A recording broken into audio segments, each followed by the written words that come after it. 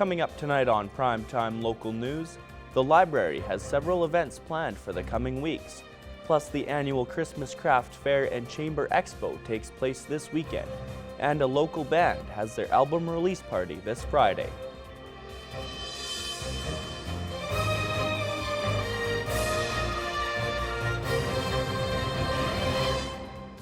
Primetime Local News, serving the Lakeland and Midwest regions.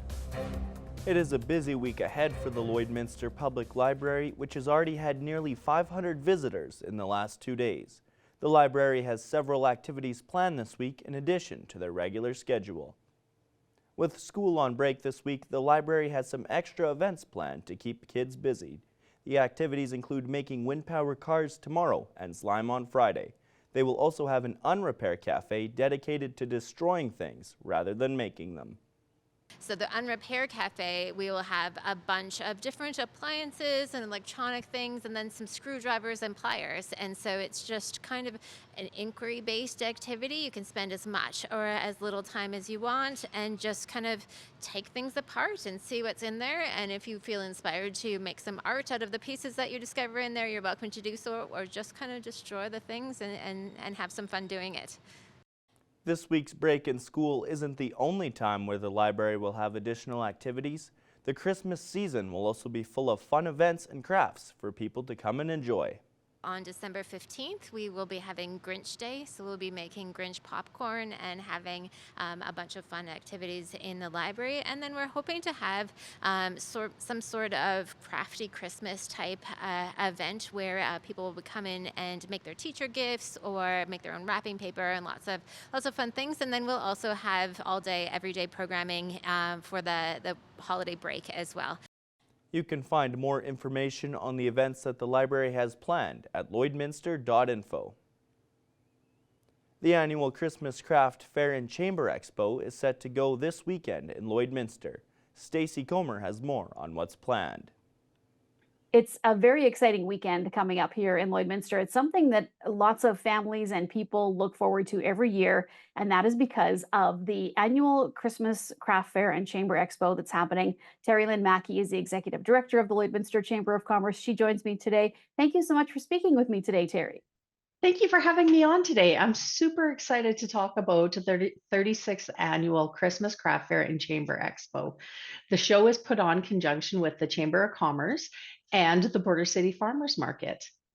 And so you guys work together every year to get this together. There's so many vendors, there's so many different things, there's food. It's really kind of hard to encapsulate the whole thing if someone's never been there before. But for somebody who is going for the first time, Terry Lynn, what can they expect? So the show has around 350 vendors from small businesses, artisans, homemade crafters, entrepreneurs, and it gives a wide variety of opportunities to purchase fun Christmas presents. Well, and there is something that maybe can't be shown until you get there, the uniqueness. There is literally something for everybody here. And then you get to the food part of things too, which people will come back every year for the fudge or for the popcorn or for the nuts that you have too. So just walking through the exhibits, can you just explain when people come in? Because I don't know if they quite understand the enormity of this, how it's really kind of laid out at the Lloyd X. So it takes over the whole Lloyd X. It goes from the Saskatchewan building to the Dick Jones, where you could have the Saskatchewan building has your homemade crafts. The Dick Jones is your food court where you could get Lorna's Catering and get some pierogies and beef on a bun. And there's mini donuts and popcorn, and there's chopsticks is going to be in there today or this weekend. So there's lots of good food. And then you go into the Culligan building where it is your businesses.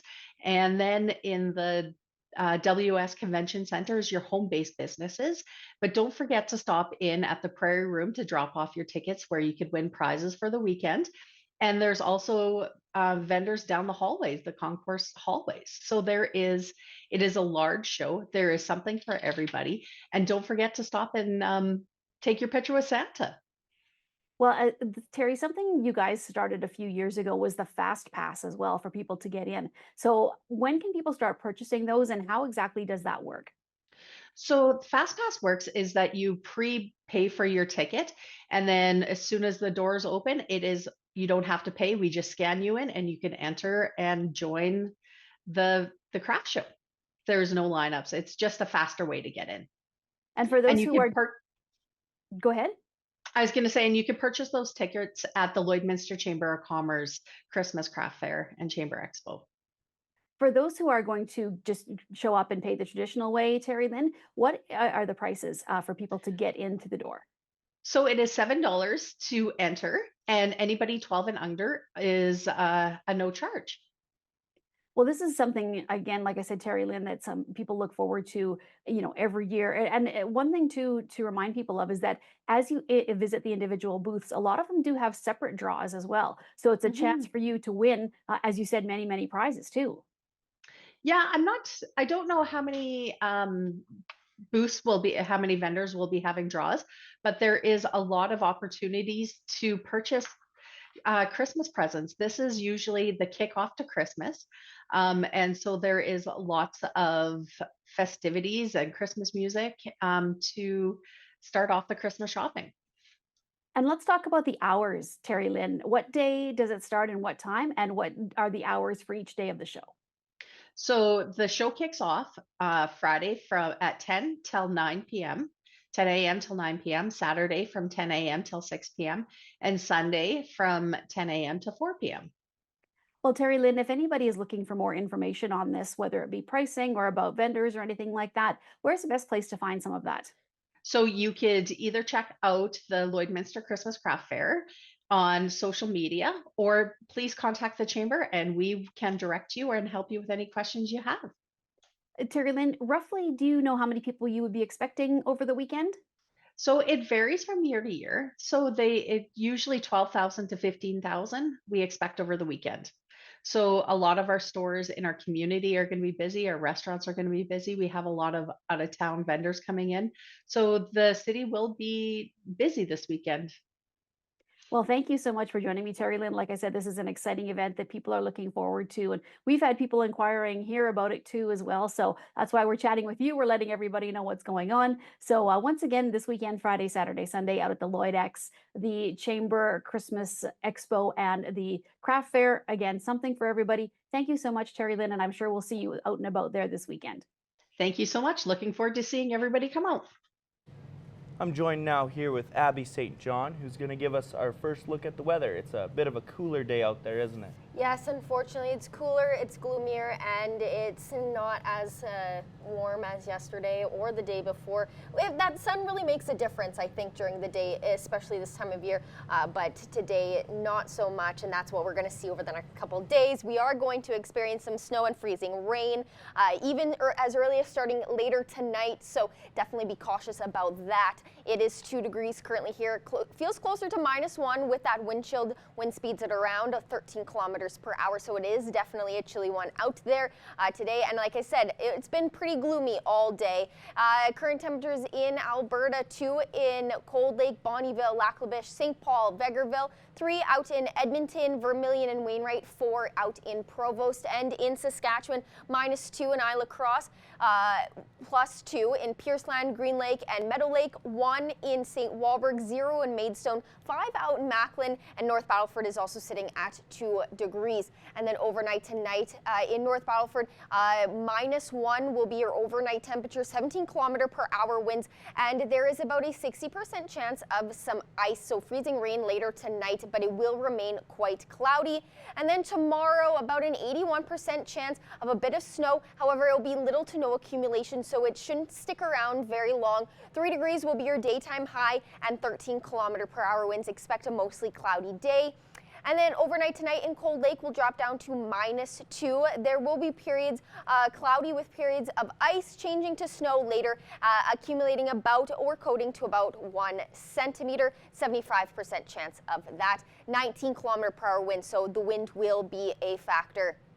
And then tomorrow, a daytime high of 0 degrees. There will be about a 78% chance of some snow in the morning, accumulating an additional 1 to 3 centimeters. Otherwise, it will be quite cloudy out tomorrow, 13 km/h winds. Overnight tonight here in Lloydminster, we'll drop down to -2. We're expected to have some freezing rain and sleet later on tonight. Until then, it will be mostly cloudy, which we had throughout all of today. 13-kilometer-per-hour winds. Into tomorrow, in the morning, expect there to be freezing rain, -2, 11-kilometer-per-hour winds. That'll pick up to 13 kilometers per hour by noontime. 0 degrees, cloudy conditions, so it is going to be quite a gloomy day out tomorrow. By 6 p.m. it'll be around -2, and then midnight it'll be around -3. Winds will slow down just a tad to 11 kilometers per hour. And then over the next 3 days here, it will get up to a high about +1 for tomorrow, low of -4. And then on Friday, expect continued cloudy conditions. And unfortunately, our high will be at -1 with a low of -4. And then on Saturday, again, lower clouds in the sky, but it will still be gloomy with a high of 0 and a low of -5. So over the next couple of days, it's not going to look too nice outside. So definitely proceed with caution, especially tomorrow with that freezing rain. But that is a first look at your evening weather forecast. We'll have more news coming up after the break.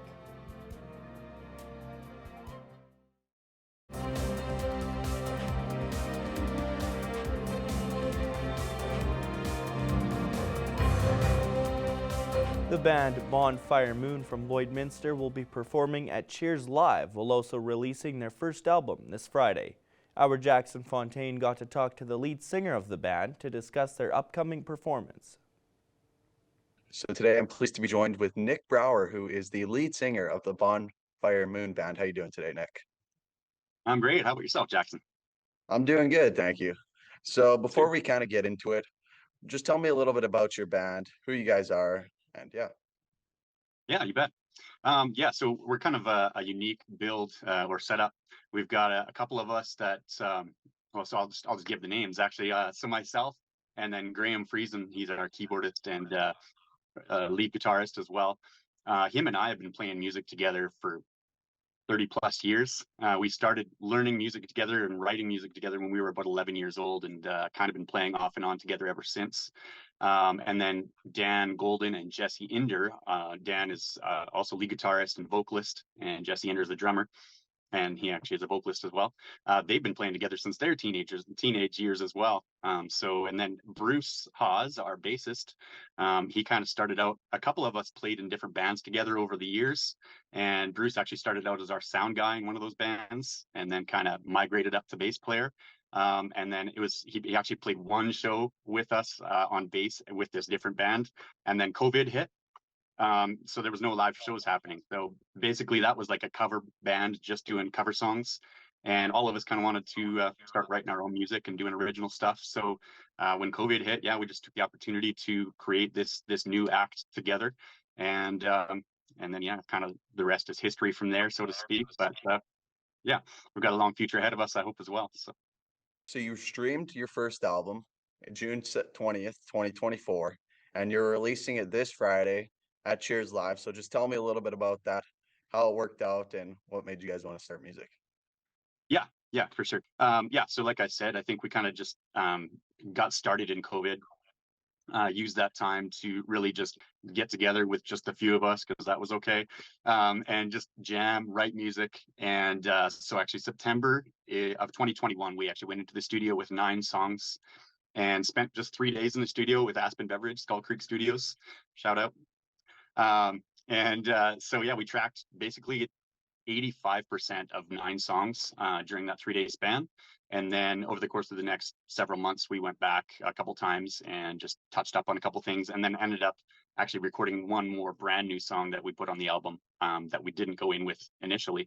And that's actually the last track on the album, Across the Kitchen Floor. And it's probably it is definitely one of the standout tracks in the album. So really glad that we went back and did that.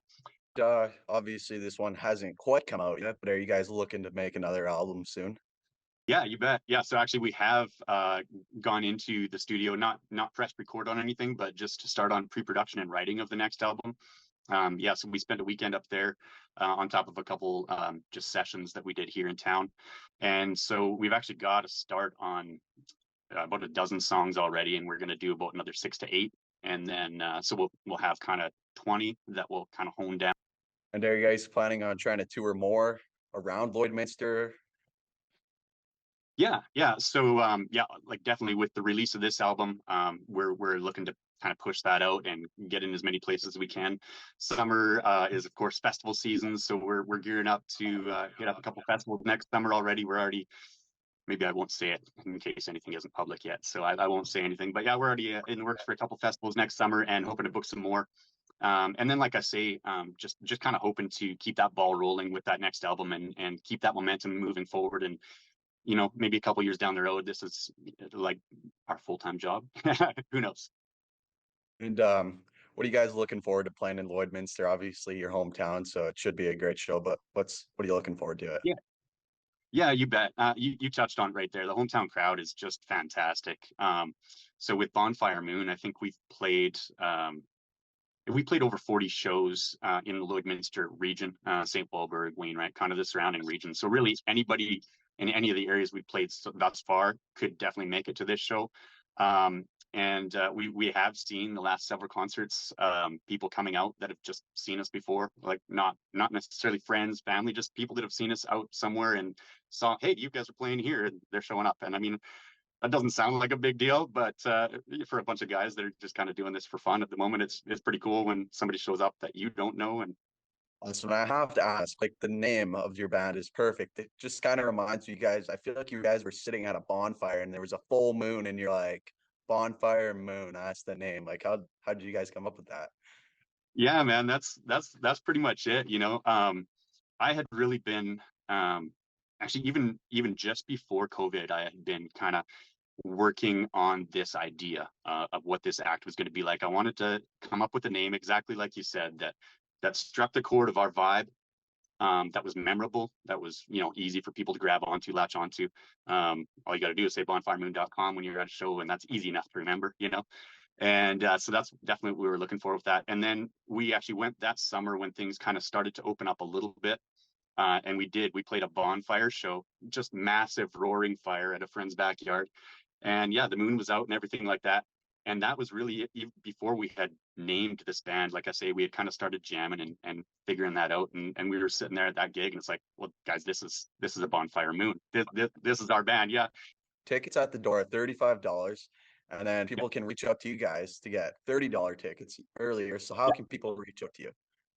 The website, like I say, is easiest to remember, bonfiremoon.com, or you can find us on any of the socials. Just hit us up, send a message. Yeah, we tried to get a link put up there to sell them online. We just didn't get it done in time. But yeah, reach out to any of the band members. We can hook you up as well. I believe Cheers Live, you can do the same thing there. I think you can prepay. But yeah, just reach out to us personally. I will just note the $5 additional at the door. We're going to donate that to the Legion at Frenchman Butte. They're doing a renovation project right now. They're doing their basement and everything like that. We played out there a couple times for them to support that fundraising effort. So that $5 additional at the door, all of that is going to go to the Legion in Frenchman Butte. Awesome. That's a really good donation. And I should mention you guys are playing with Sisters Grace, and it should be a great little album release party. So thanks for taking the time to Yeah, do this today. thanks for having me. It was fantastic. We're really looking forward to it. So yeah, come on out. Prenuptial agreements are often drawn up by couples prior to their marriage. Stacy Comer finds out more about the purpose and benefits of these documents.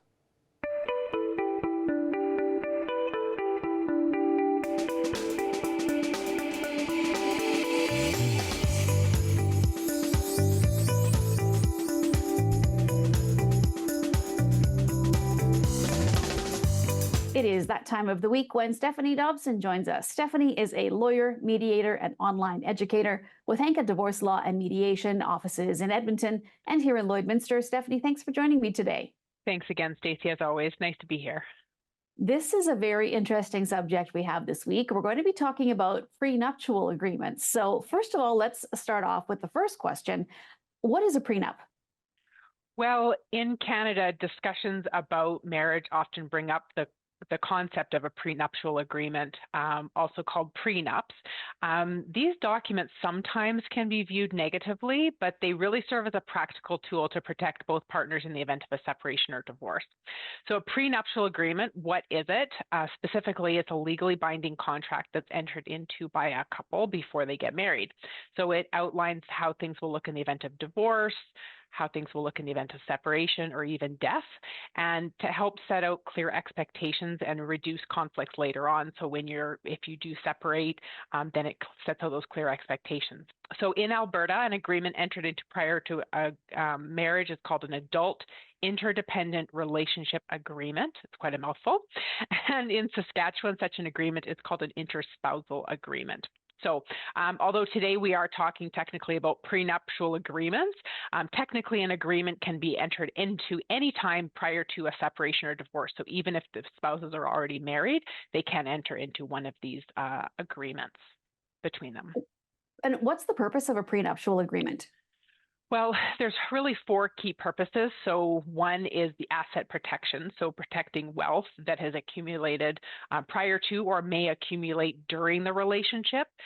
It also can allocate debt responsibilities, so it can clarify to make sure that neither party is unfairly burdened with the other's financial obligations.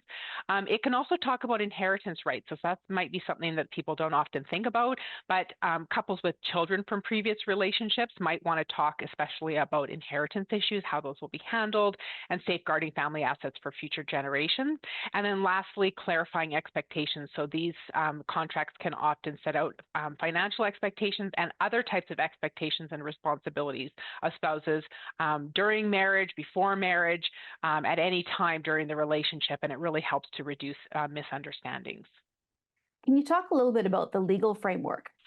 Oh, how boring, Stacey, the legal framework. But it is really important to talk about that, because if you are entering into a legally binding contract, you really want to make sure that when you go to rely on this agreement, whether that's on separation or divorce or death, you want to make sure that, of course, it's in fact enforceable.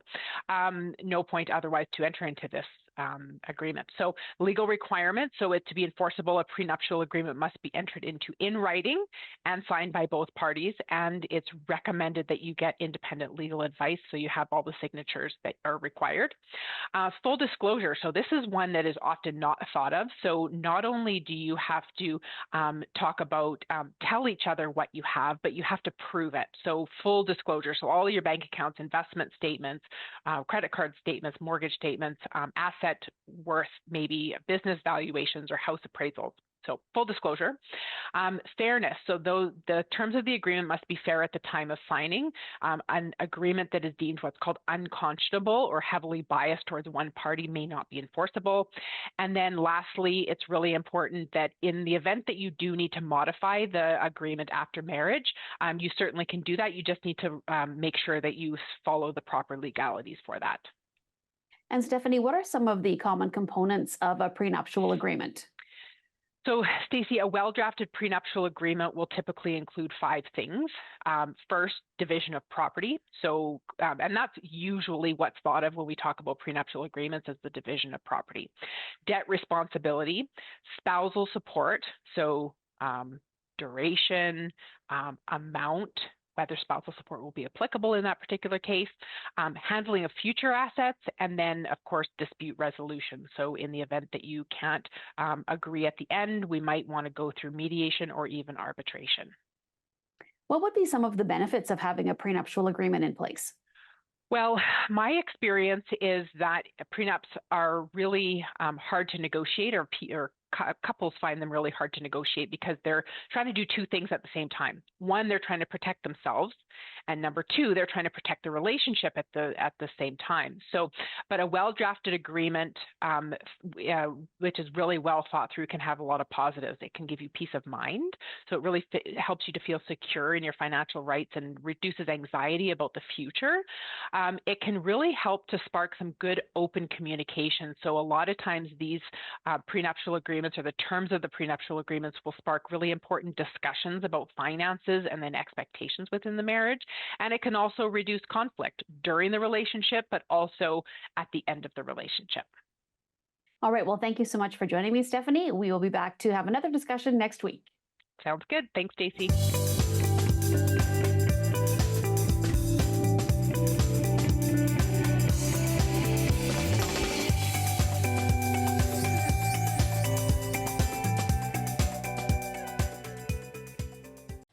Coming up after the break, Abby St. John will give us another look at your weather.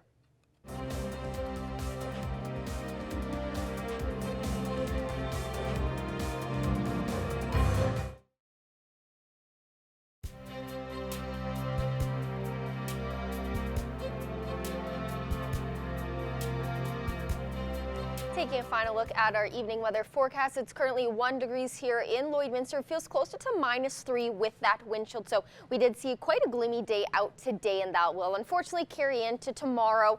But current temperatures in Alberta, Cold Lake and Rocky Mount House both at 2 degrees, 5 out in Red Deer, 3 in Edmonton, -2 out in Whitecourt, and 0 in Athabasca and Edson. And then in Saskatchewan, 1 degrees out in Meadow Lake, 0 in Prince Albert, 2 in North Battleford, 5 in Saskatoon, and 3 out in Melfort.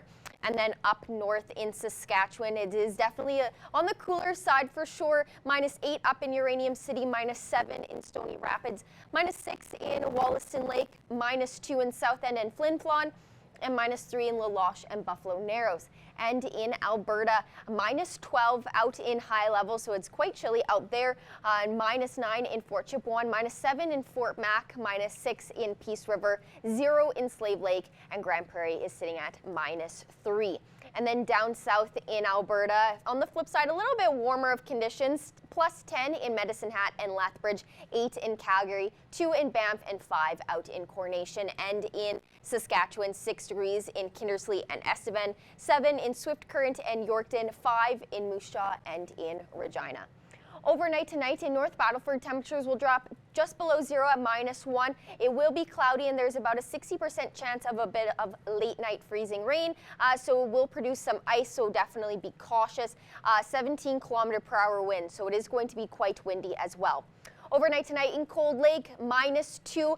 There will be periods of ice changing into snow later, accumulating or coating to about 1 centimeter of snow. So again, drive with caution or walk with caution if you're going out, 75% chance of that, and winds will be high at 19 kilometers per hour. And then overnight tonight across the region, -4 out in Meadow Lake, -3 in Bonnyville and Paradise Hill, -2 in Provost, and -6 in Isle Cross. In Meadow Lake, there is a chance of some ice mix late on tonight as well. And in Isle Cross, there is some snow, about a 65% chance of some snowfall late. And again, in Paradise Hill, there is also a bit of snow and ice later on tonight as well. More overnight temperatures and more freezing rain, -2 in Murnum and Wainwright, -3 in Pierceland, -1 in Unity, and +2 in Calgary. And again, more snow / couple of showers are expected to happen later on this evening. Overnight tonight here in Lloydminster, -2 will be your overnight temperature, and we have about 100% chance of some sleet and freezing rain later on tonight. And until then, it will be mostly cloudy at 13-kilometer-per-hour winds. Into tomorrow, we have an 81% chance of some snow. It will be quite cloudy, a high of only 1 and a low of -4. And then on Friday, it cools off even more to a high of just -1, low of -4, and cloudy conditions that will carry on over into Saturday with a high of just 0. On Sunday, we get a chance of some sun, mostly sunny with a high of 3, low of -4, and then it cools off again on Monday, but we still have that sun, high of 0, and then things get cool on Tuesday with a high of -3, low of -12, and that will be the case on Wednesday with a high of -3 as well. So we'll get the sun, but we'll still have cool conditions along with it. Yeah, I'm definitely hoping that sun maybe makes it feel a little bit warmer than it really is, and it gets rid of those cooler sort of feeling and the days. gloomy feel too from the clouds. For sure. But yeah, that's all the time we have today for Primetime Local News. Thanks for watching.